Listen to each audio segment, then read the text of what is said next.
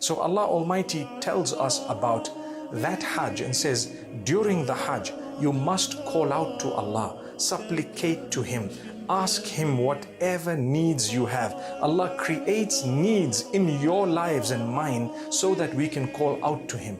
Imagine if you didn't have a need at all. Why would you call out to Allah? We have two types of needs. One is something we don't have that we want, and two is something that we have that we don't want to disappear or to go away.